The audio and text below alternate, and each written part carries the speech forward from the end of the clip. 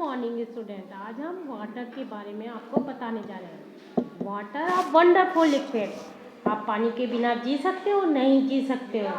तो water occupy a very large area of the earth surface and is also found underground.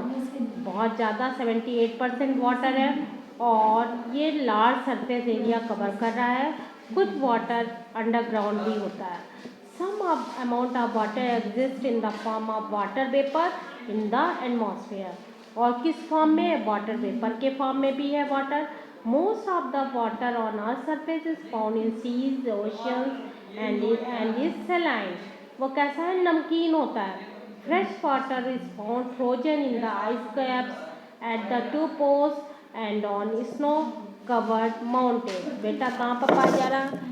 जो mountain snow से ढके हुए बर्फ़ से आइस कैप्स में जो देते हैं वो फ्रेश वाटर देते हैं। The underground water and the water in rivers, lakes and pond is also fresh.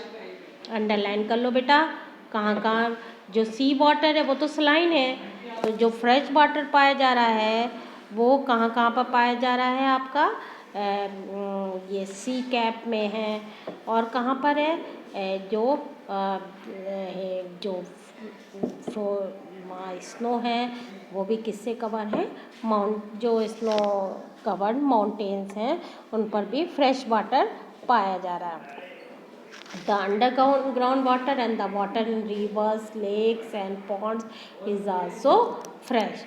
However, the availability of fresh water varies from place to place.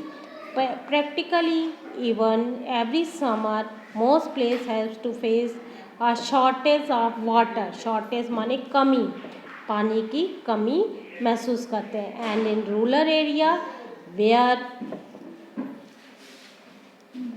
people are forced to spend considerably amount of time in fetching water from far away sources. उनको कहाँ से लाना पड़ता है पानी? दूर दराज के प्लेसेस से। But why is water so necessary? Water क्यों जरूरी है इतना ज़्यादा? And do all organism require water? सभी को पानी की क्यों ज़रूरत पड़ती है? तो बेटा most interesting thing, all cellular process take place in water medium. आपकी बॉडी में, बॉडी किससे बनी है? उसमें सेल हैं, cell combine to form tissue, tissue से ऑर्गन। तो सेलुलर प्रोसेस, सेल में डिफरेंट मेटाबॉलिक प्रोसेस होते हैं, एनर्जी जनरेट होती है, वेस्ट मटेरियल सेल से बाहर निकलता है। इन सारी मेटाबॉलिक एक्टिविटी के लिए किसकी ज़रूरी है? किसकी ज़रूरत पड़ती है? वाटर की ज़रूरत पड़ती है। All the reaction that take place within our body and within the cell occur between substances that are dissolved in water.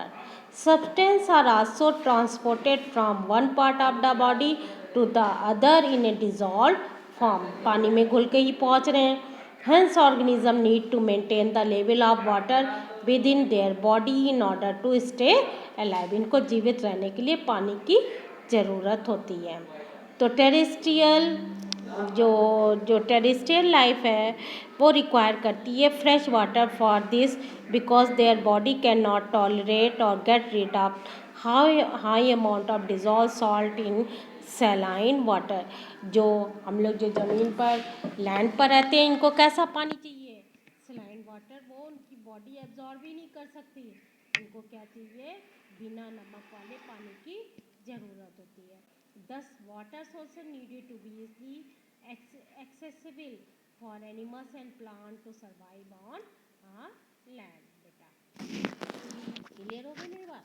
तो इस तरीके से उनको वाटर की ज़रूरत पड़ती है।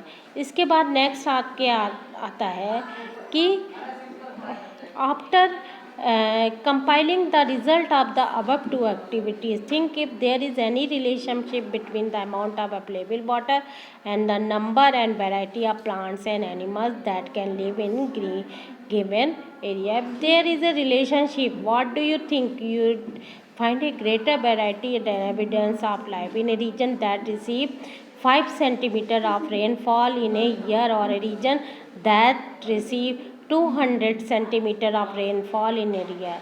तो जिसमें जहाँ पर बारिश ज़्यादा है वहाँ पर लिविंग ऑर्गेनिज्म भी ज़्यादा होते हैं।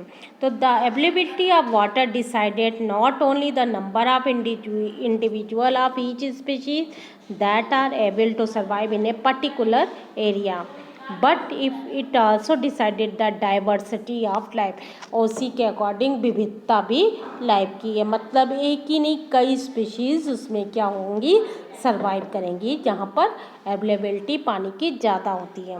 The availability of water is not the only factor that decide the sustainability of life in a reason.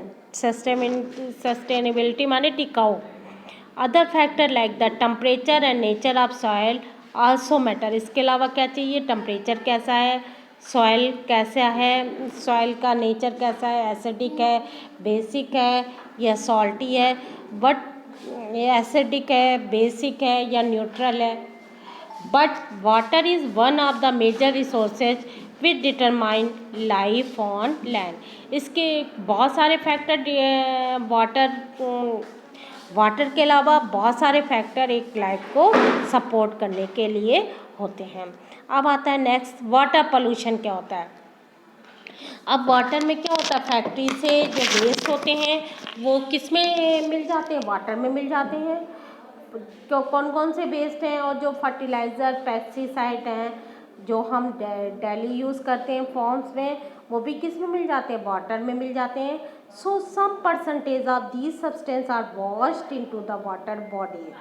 Sewage from our towns and cities and the waste from factories are also dumped into the river और lakes. तो sewage water है वो भी किस में dumped होता है, river और लेक्स में। Specific industry also use water for cooling in various operation and later return this hot water to water body.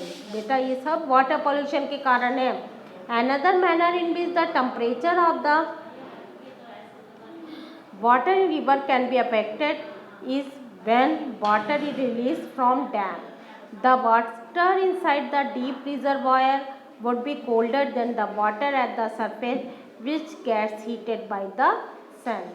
All this can affect the life forms that are found in these water bodies in various ways. It can encourage the growth of some life form and harm some other life form. This affects the balance between various organisms which have been established in that system. So we use the term water pollution to cover the following effect. ठीक है, water pollution क्या होता है, the addition of undesirable substance to the water bodies. These substance could be fertiliser, pesticide जो farmer use करते हैं, ये could be poisonous substance भी हो सकते हैं, like mercury salt which are used by paper industries. These could also be disease causing micro organism like the bacteria which causes cholera. ठीक है बेटा, ये जो पेस्टिसाइड यूज़ करते हैं, फर्टिलाइज़र यूज़ करते हैं, ये वाटर पोल्यूशन करती है। इसी तरह कुछ फैक्ट्री मरकरी का यूज़ करती हैं जो कि पॉइजनस होती है, पेपर इंडस्ट्री। इसी तरह कुछ माइक्रो ऑर्गेनिज्म वाटर में डिजीज़ प्रोड्यूस करते हैं जैसे वाइब्रो कॉलेरा। तो ये कौन सी बीमारी पैदा करता है, cholera. The removal of desirable substance from water bodies, ये जो रिमूव कर दिए जाते हैं अच्छे सब्सटेंस को वाटर बॉडी से। Dissolve oxygen use by the animals and plant that live in water. Any change that reduce the amount of that dissolved oxygen would adversely affect these aquatic organism। अब आपको पता है केवल दो ही gases water में dissolve है, oxygen, दूसरी carbon dioxide. Oxygen जो डिजॉल्व वाटर में है उसका use aquatic plants and animals करें।